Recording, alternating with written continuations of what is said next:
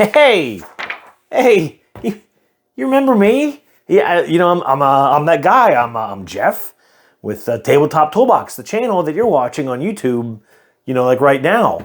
And, okay, yes, it's been a while. In fact, the last time that I made a video specifically for this channel, I had significantly less than half the number of viewers that I have right now, or subscribers, I should say.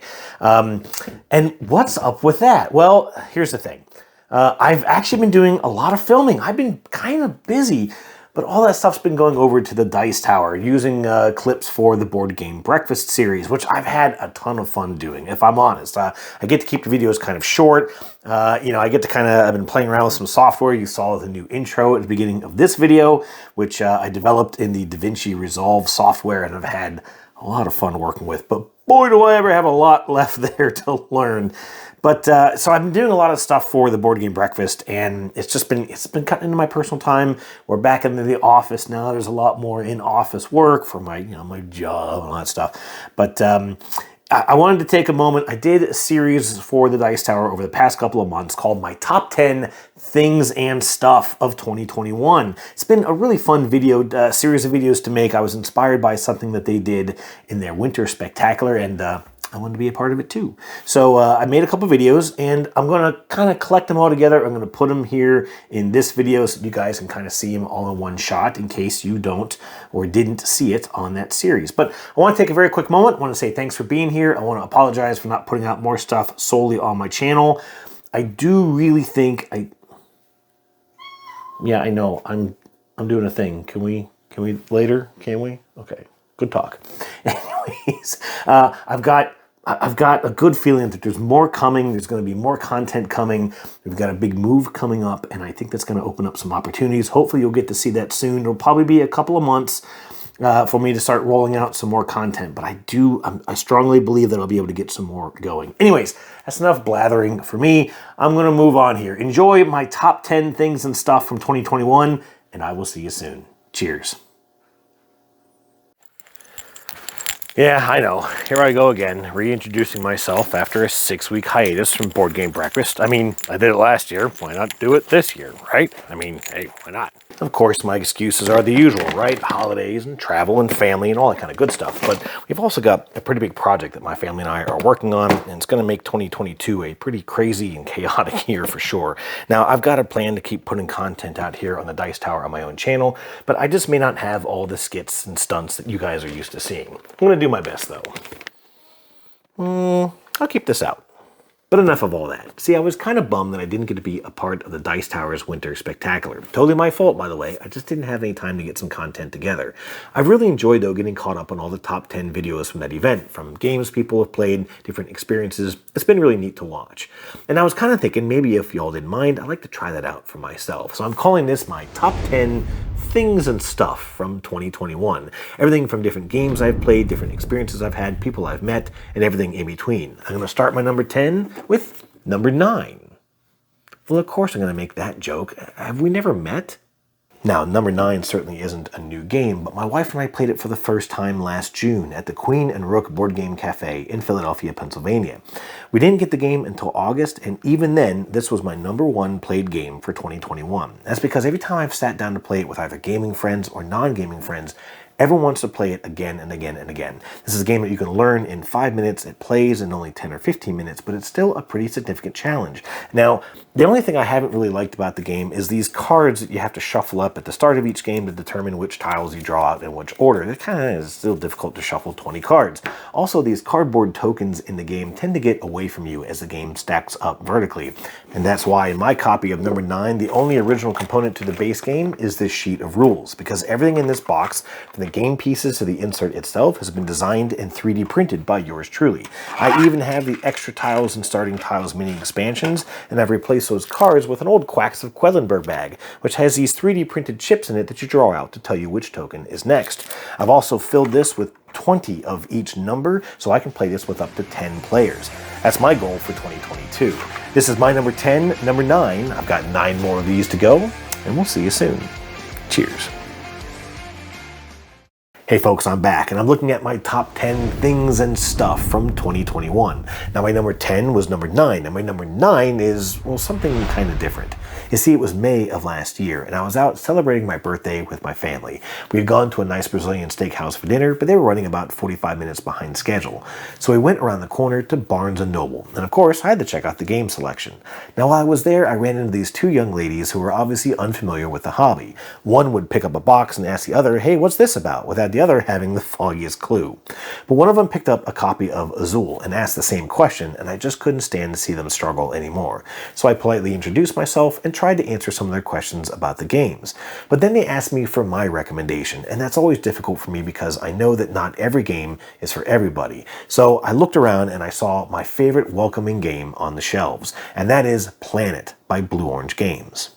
Now, I know that not everybody loves Planet, and some people think that the little magnetic dodecahedrons are kind of a gimmick, and maybe they are, but how else would you want to build a planet in a game that's about building planets?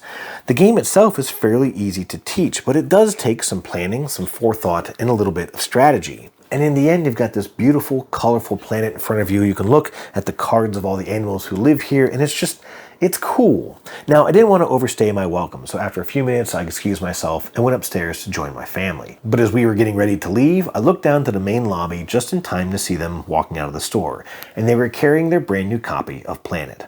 Now, I know this seems like an odd item to put on a top 10 list, but it's not just about telling someone to buy a game. It's about getting to share in that experience with some new people and just having that optimism that they were going to have a great time.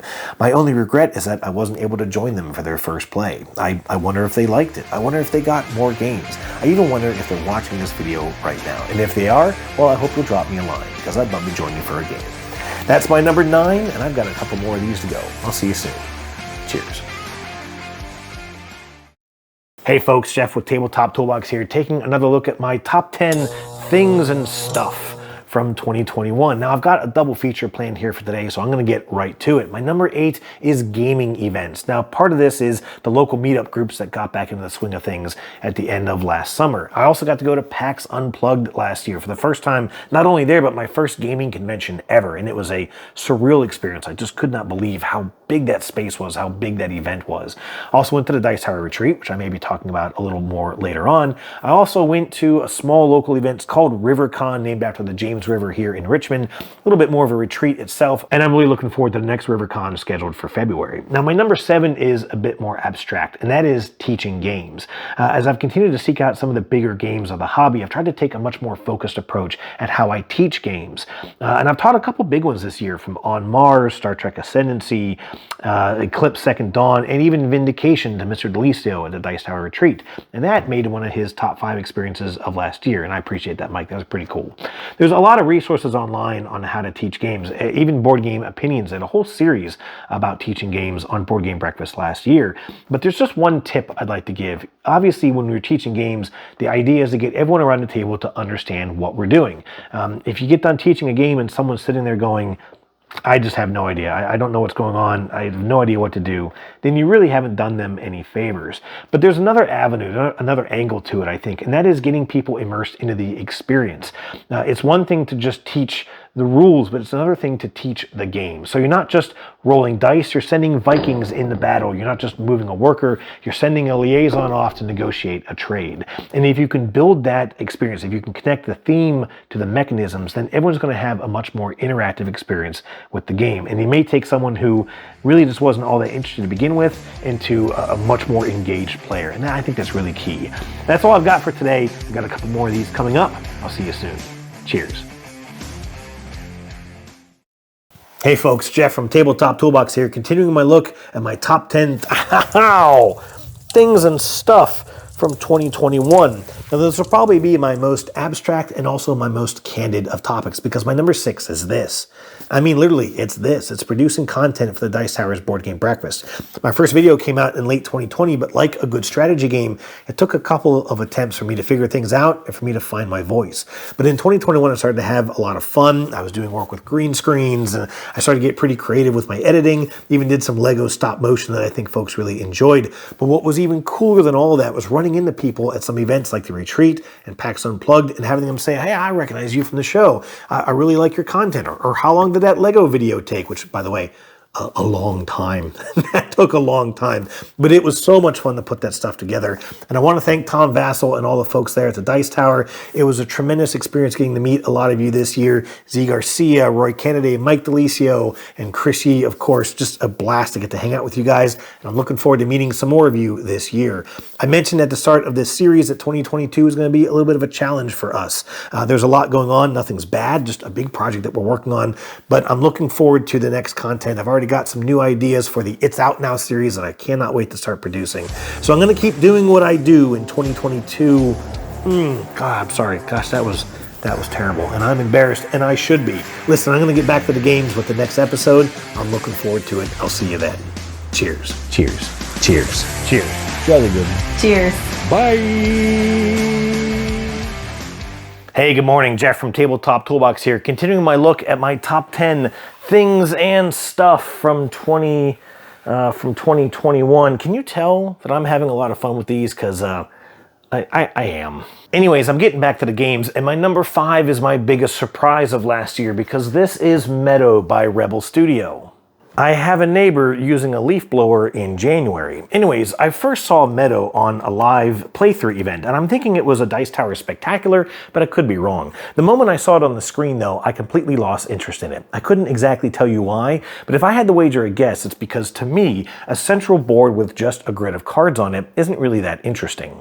But then I was at the Dice Tower retreat where I met two incredible people, Liz and Chappie Chapman. Now they were playing Meadow and invited me to join, and I thought, I have no interest in playing this game, but I've loved every minute playing with those people, so I'm in. And I had an incredible time. Meadow is arguably one of the most beautiful games to enter the market in recent years, beating out, in my humble opinion, the game of Parks. The rules are pretty straightforward. You'll use these action tokens, which kind of represent plant markers you may see at a nursery, to either take cards from the central board or use specialty actions at the campfire board. Placing one of these cards in your personal tableau requires having the right symbols already showing in your Meadow, and you'll have to cover one of those symbols with the new card. And that's literally almost it. This game is incredibly easy to teach, but still very thinky, especially if you're trying to maximize the points you gain each turn. And that's why I really enjoyed it. Not because it was day 3 of the retreat, and this was literally the first game that I won. Now, some folks feel the game can run a bit long. I've never had any issues with that, but players can experience some AP when they're trying to figure out which card they really need, how many turns it may take to get it played, and the fastest, least risky way of getting there. But again, it was that tension that made me really enjoy the game, and that's why it's number 5 on my list. I've got 4 more of these to go, and I'm really looking forward to sharing them with you. I'll see you soon. Cheers.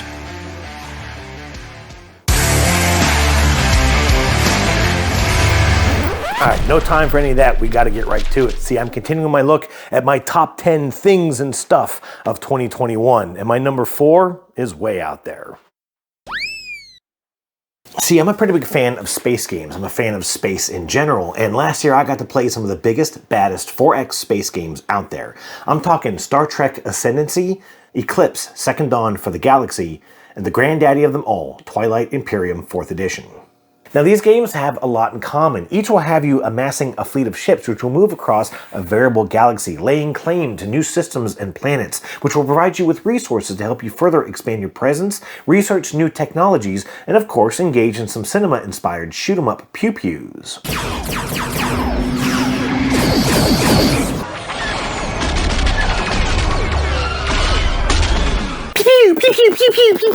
Of course, each game adds its own wrinkle. For example, Ascendancy creates a wildly different arrangement of systems in each game, with space lanes of different lengths coming off of each system wherever players choose to place them. And while there's technically only 2 different ways to win in Ascendancy, I must admit, I was really surprised at the depth of this game.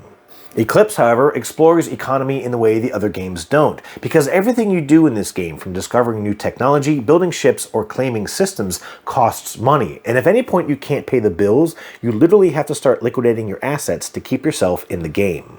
Lastly, TI4 smacks players with everyone's favorite topic. Hey, Jack, it's politics! Once the center system of the galaxy is first conquered, each round gets an agenda phase tacked on, where players can leverage the population of their planets to cast votes on a staggering variety of political mandates. These could change the rules of the game, disrupt the space-time continuum, or just give a player some new shinies. Which is my favorite, you ask? Well, if the price is right, Bob. And on that note, I'm gonna get out of here. One to beam up. Cheers.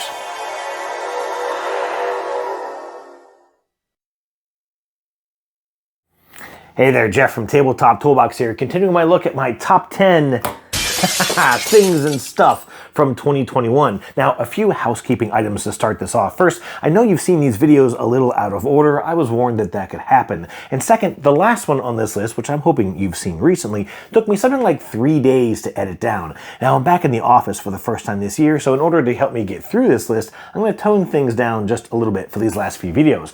For this one, though, I did get myself a little hat. Yes, I do know how ridiculous I look. I've seen this video too. My number 3 is indeed a game, but it calls back to some of those abstract items from earlier in this list. The game is Champions of Midgard, which I was introduced to at one of those gaming groups that resumed late last summer. I immediately fell in love with it and ordered just about everything there was for it off the Gray Fox Games website. While I was waiting for it to deliver though, I mentioned the game to my boss, Brian.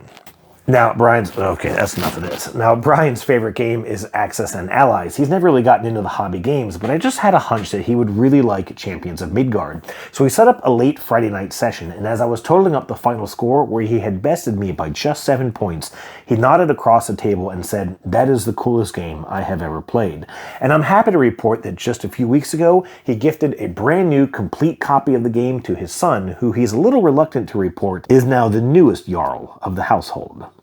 But not only that, over the Christmas holiday, my family had a big reunion with my siblings, all of their families, and our parents. And while there, I introduced the game to my brother. Now, my brother and his wife have one hobby game. It's Everdell, and they are lethal at it.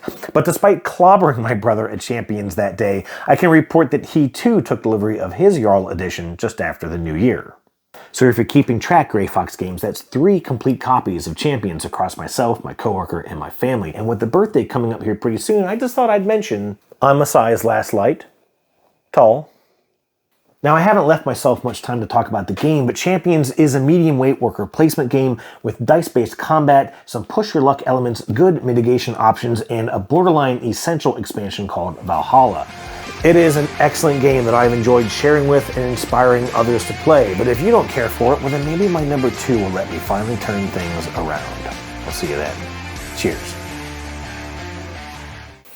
Good morning, everyone. Jeff from Tabletop Toolbox here, and I am jumping straight into my number 2 of my top 10 things and stuff from 2021. Now, this one's going to be a little tongue-in-cheek. You see, it is a game, but it's not a game that came out last year. It's not even a game that I played for the first time last year. It's not even a game that I own.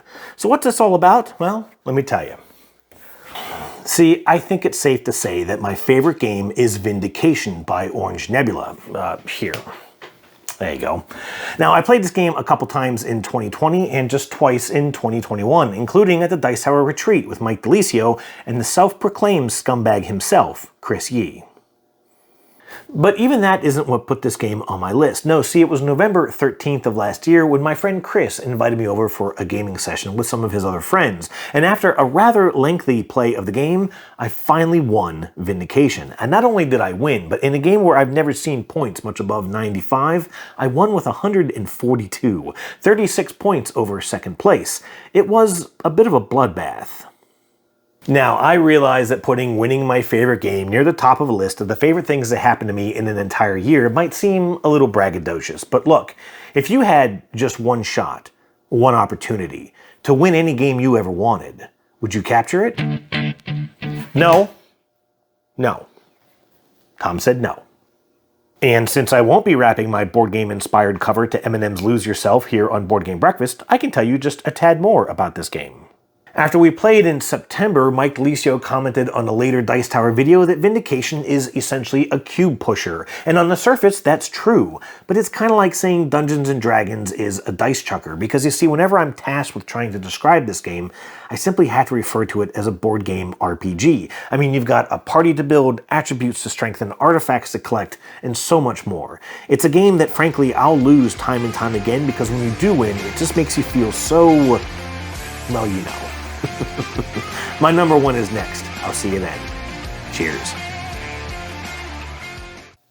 Hey everyone, Jeff from Tabletop Toolbox here, and folks, this is it. This is my number 1 of my top 10 things and stuff of 2021. And if you've been paying any attention, well then you probably already know what it is. The Dice Tower Retreat, the Retreat, the Dice Tower Retreat, the Dice Tower Retreat, the Dice Tower Retreat. But first, I'm going to tell you something about myself that I don't really talk about that much with other folks, and that is that I don't do very well in social situations. I'm not much of a group person kind of a guy. I won't go as far as to say that I have social anxiety disorder, but I don't know, maybe I do. I've been a performer ever since I was 8 years old, so the idea of this, interacting one-to-many, entertaining people, has always come pretty naturally to me. But but the idea of a group environment, of working with other people, of trying to match my personality with theirs, of trying to listen and respond is much more difficult for me, especially when I don't have a script. Listen, I'll share with you a quick personal story from that week. It was Tuesday night and I was already in town out at a brewery grabbing some dinner. Tom had sent an email to everyone saying that the venue space was open and we could go game at any time. So I got back to the hotel, dropped some things off to my room, and took the elevator down to the lobby. I was nervous, so in the elevator out loud, I started to just pump myself up. I was pumping my fists. I said, you got this, you can do this, it's gonna be a great time, everything's gonna be awesome, go be you, go have fun. And then I looked up into the corner of the elevator and there was a security camera looking back down at me, and I laughed for the whole rest of the way down. 5 days later, I had met tons of new incredible people and Stephen Bonacore. I had played dozens of new games and had one of the most incredible experiences of the year.